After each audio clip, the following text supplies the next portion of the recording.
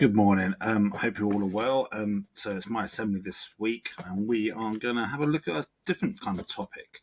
So we're going to buy you a car. No if, no buts, just a car. So what car do you want? There's no budget. You have a little chat with the people in tutor now and say, what are you going for? What colour are you going for? How many seats? How fast is it going to be? Obviously, there's a little catch. Now, this car is the only car that you are going to be allowed to have for the rest of your life. Now, the question I've got for you is, are you sticking with the same car, or are you changing your mind now? There's no problem if you are, we'll still buy it for you. When you're doing that, you need to think about, you can only have this one car. You can't swap it for anything. Some things can be repaired and replaced on it, but not everything. Have you thought about what you could do to make sure that car goes all the way through for the rest of your life? What could you do to increase its chances of preventing failures in the future? Well, obviously, we're not going to buy you a car, but if you keep thinking about the car as your body, that's where we're going to go with today's assembly. You only have the one, you can't swap it. Some things can be repaired, some things can even be replaced these days, but some things can't. Have you thought about what you can do to look after it for your whole life? So this week is Healthy Eating Week, and you will notice things going on around the school regarding that. And that's all part of the British Nutrition Foundation's work. So a healthy and more sustainable diet can be broken down into 4 areas: your health, your nutrition, the environment, and affordability. Now, the affordability might not be you completely, but we're all living in a home environment where we're having to watch the pennies these days. So it'd be something that you might be able to add to those conversations at home when we get onto those parts later on. The more healthier and sustainable diets really are quite key, really. A third of all the greenhouse gases that are released into the atmosphere these days come from our food productions. 2/3 of the global freshwater use is used in the growing of food, either that be for plants or for livestock. And 1/3 of our land use is taken up by this as well. So it's a major, major thing when it comes to thinking about sustainability in the modern world. So if you think about just a humble loaf of bread, the amount of land it takes to grow the wheat, the fuel to run the agriculture equipment, the transport to get that across the UK, across Europe, as we've been hearing lots about in the news recently, the water involved in the growing or the baking of it, the energy to make it, and again, the packaging. It's a serious business to get that loaf of bread for that toast you may have had this morning onto the table. So how can you eat a healthier, more sustainable diet? Eat Well guide, which will be shared with you later on, shows you how you can use plant-rich styles of eating that can also include some nutrient-rich animal-based foods. So we're kind of balancing it. This is by no means, and those of you know me, going to be a full-on let's go vegetarian vegan kind of chat, but we can use the plant-rich style foods to support us, and then that will have a knock-on effect of supporting the environment and health benefits and reducing those areas, as you can see, which is going to help us all as well. So you'll notice on the social media feeds from the school and on the screens, there's a different focus for each day. So Monday was all about the focus on fibre. Today, on Tuesday, is to get at least 5 a day and how you can do that.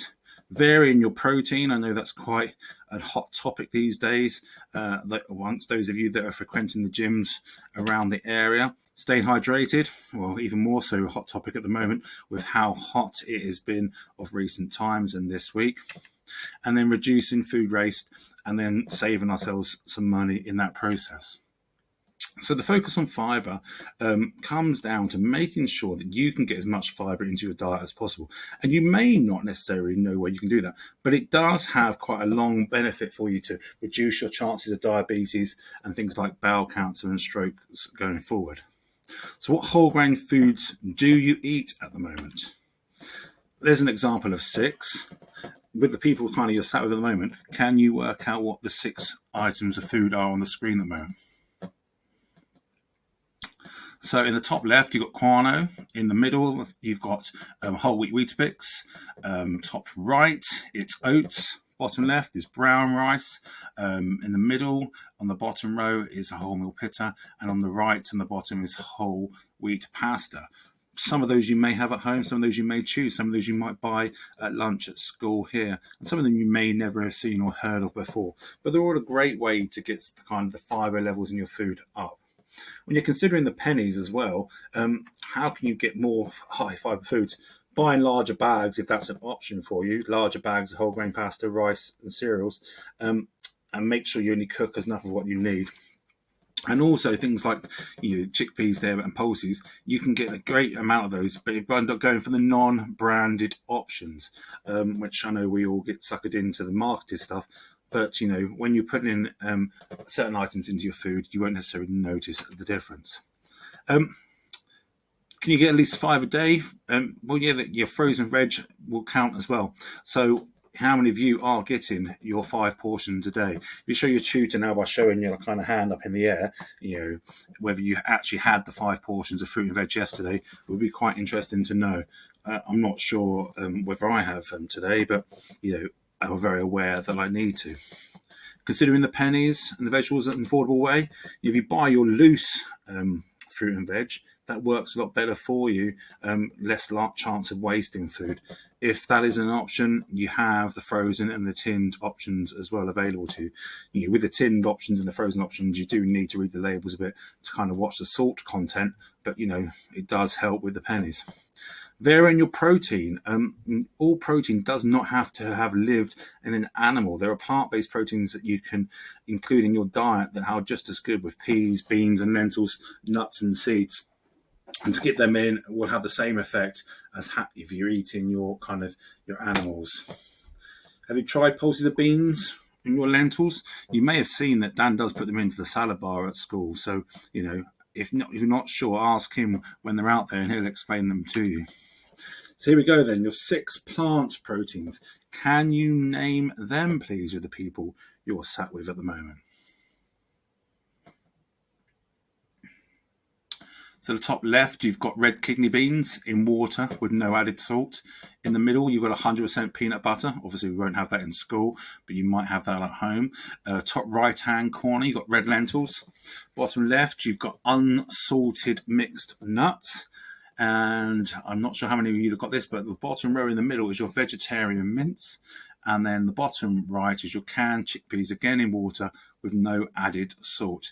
With the canned food, as I said before, you do need to keep an eye on the salt content. But they're all extremely high in protein for those of you looking for a higher protein diet.